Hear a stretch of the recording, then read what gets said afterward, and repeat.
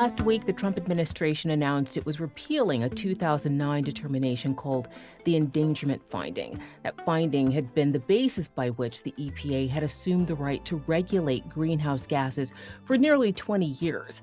How will its repeal impact Americans, and is the Supreme Court likely to join this heated debate? Hello and welcome to USA Today's The Excerpt. I'm Dana Taylor, here to help us unpack some of the legal, political, and scientific issues relating to a warming climate is Michael Gerrard, one of the foremost environmental lawyers in the country and a law professor at Columbia University, where he's the founder and director of the groundbreaking Sabin Center for Climate Change Law.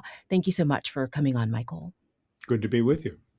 Since taking office in January of 2025, Lee Zeldin, the EPA administrator under President Donald Trump, has either repealed or significantly weakened dozens of Biden-era environmental regulations. Can you please tell me about some of the most significant ones and what their impact has been? Well, he's weakened the regulations on clean cars. There had been significant rules that required cars to be more energy efficient. California had the ability to adopt stronger standards, which were driving a push toward electric vehicles in California and other states. So all of that has been wiped out. They've also taken away the standards for cleaning up power plants. As you know, Zeldin has also canceled many of the project grants that the EPA has traditionally funded. What are some of the biggest ones? There were various programs to help low-income and minority communities to have rooftop solar, to have more energy efficiency, other areas with which would reduce fossil fuel use. A lot of those have been wiped out, although much of that is being challenged in court, and we don't yet know what the final outcome will be. Well, the big news last week was the repeal of the endangerment finding. Can you briefly give me a little context on what this finding is and how it came to be? So Congress passed the Clean Air Act in 1970, the major federal law for cleaning up the air, which has been very successful for lots of different kinds of pollutants. But EPA under President George W. Bush was refusing to regulate greenhouse gases under the Clean Air Act. In 2007, the U.S. Supreme Court issued a landmark decision called Massachusetts versus EPA that said that EPA did have the power to regulate greenhouse gases if they find that it poses an endangerment to public health and welfare. So EPA under President Obama did issue this finding, this endangerment finding, that greenhouse gases do endanger public health and welfare. That became the basis for lots of regulations issued under the Obama and Biden administrations. And now EPA under President Trump has canceled that. Michael, what's the Trump administration's main legal justification for these changes? We used to think that they were going to argue that the science of climate change was too unsettled, but they seem to have dropped that argument wisely.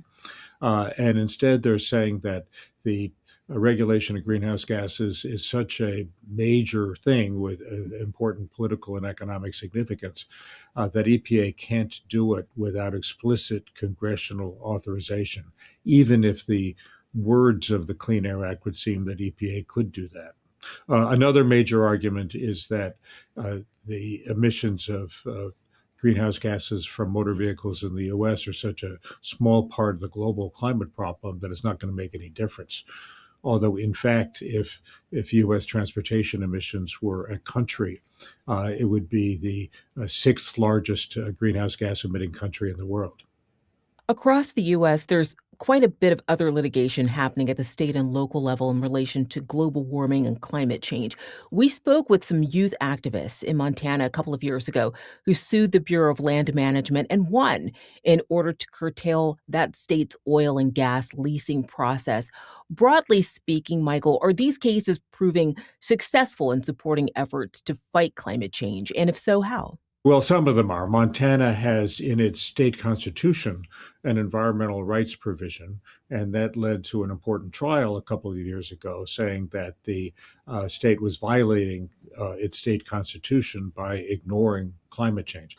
Hawaii has a similar provision, and there was a settlement in a lawsuit last year in which Hawaii agreed to clean up its transportation system. New York and Pennsylvania also have similar laws, and those are now being litigated. In addition, there are about 24 lawsuits around the country brought by states and cities against the fossil fuel companies seeking money damages for climate change. Those have been going on for almost 20 years. We don't have final decisions yet. We'll see what happens in those. And how are environmental activists responding? Well, environmental advocates are obviously outraged, and we're soon going to see lawsuits in the federal circuit court in D.C. Challenging this action by the endangerment finding. That'll probably make its way to the Supreme Court, and we'll see what happens there. But meanwhile, there's activity in a lot of the states. The states continue to have the power to regulate greenhouse gases, not from motor vehicles. That's preempted, but in stationary sources, lots of other things, states still have the power, and many states are using that power to regulate their emissions and to encourage more renewable energy. What is the scientific community saying about climate change and the regulation of greenhouse gases today? And has that changed significantly from what they were saying 20, 30 years ago? Well, in 2019, when the endangerment finding was first issued, there was a ton of scientific evidence that fossil fuels were the principal cause of climate change and that climate change was having terrible problems. There's now 10 tons of evidence showing that. The Trump administration did bring in a group of 6 well-known contrarian scientists to issue a report saying climate change isn't so bad. A recent federal court decision said that committee was illegally formed. And many scientists, including a group put together by the National Academies of Science, wrote a devastating report attacking that Trump administration study. So the scientific consensus is very clear that climate change is happening, will have terrible impacts, and it's mostly from fossil fuel combustion. And can you help me get some perspective on how the U.S. compares with the rest of the world on efforts to fight climate change? The U.S. had been a leader in the effort, and under President Obama played a major role in the Paris Agreement, a big international agreement reached in 2015.